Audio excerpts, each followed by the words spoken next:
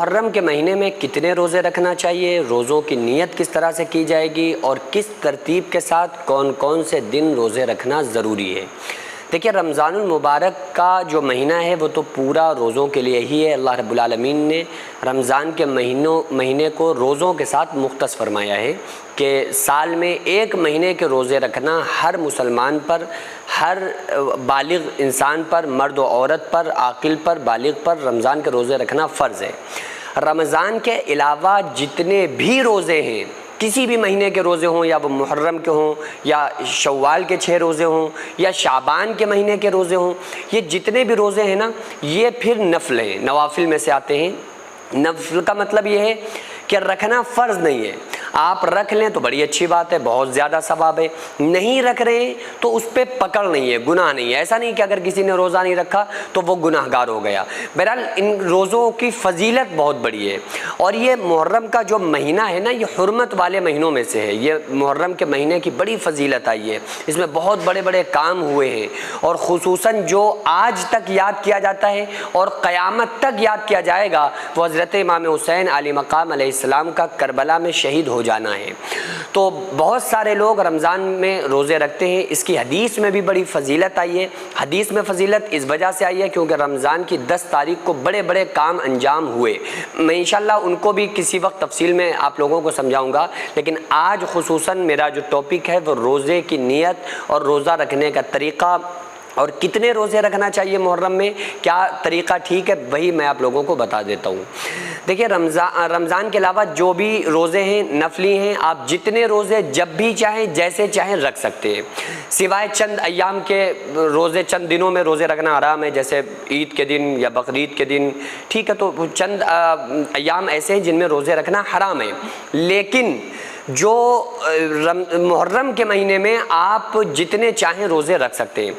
آپ چاہیں 1 تاریخ سے لے کر 10 تاریخ تک روزے رکھ سکتے ہیں۔ بہت ساری عورتیں، خواتین خصوصی طور پہ وہ 1 تاریخ سے 10 تاریخ تک روزے رکھتی ہیں، تو بڑی اچھی بات ہے، 1 سے 10 تک بھی رکھ سکتے ہیں۔ اور ایک مرتبہ ایک صحابی آئے نا، انہوں نے کہا یا رسول اللہ صلی اللہ علیہ وآلہ وسلم، یہودی چونکہ صاحب کتاب ہیں اور یہ محرم کی 10 تاریخ کا روزہ رکھتے ہیں، تو کیا ہم بھی محرم کی 10 تاریخ روزہ رکھ لیا کریں؟ آقا علیہ السلام نے ارشاد فرمایا رکھ لیا کرو۔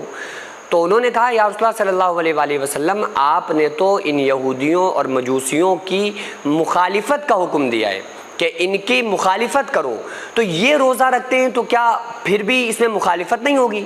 تو آقا علیہ السلام نے ارشاد فرمایا تو پھر تم 2 روزے رکھا کرو، 9-10 رکھو یا 10-11 رکھو، یعنی مخالفت اچھے کام میں بھی ایک ایسے شخص کی جس انسان کا اسلام سے تعلق نہیں ہے، اس انسان کی مخالفت اچھے کام میں بھی آقا علیہ السلام نے ضروری بتلائی کہ کہیں ایسا نہ ہو کہ مطابقت ہو پائے۔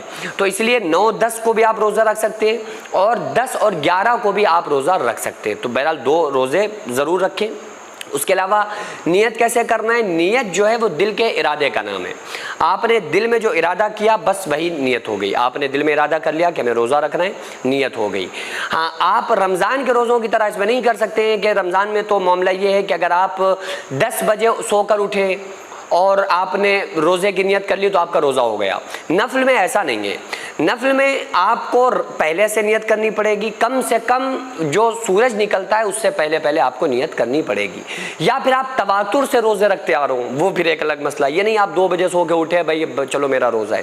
رمضان میں تو یہ ہوتا ہے کہ روزے فرض ہیں، رکھنے ہی ہیں، تو انسان اگر لیٹ بھی اٹھ رہا ہے تو اس کی نیت کر لے۔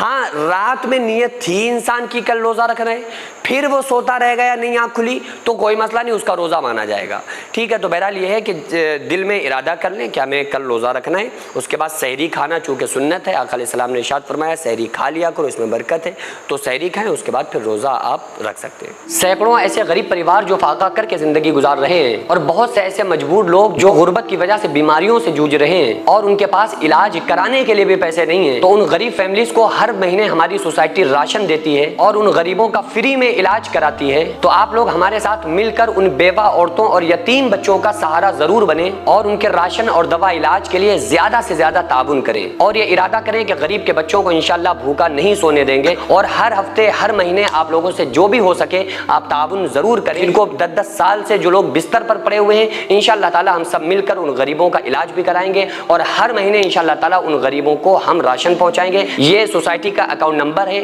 और ये स्कैनर है। आप लोग इस अकाउंट पर या इस स्कैनर के ज़रिए आप गरीब फैमिलीज़ की हेल्प कर सकते हैं।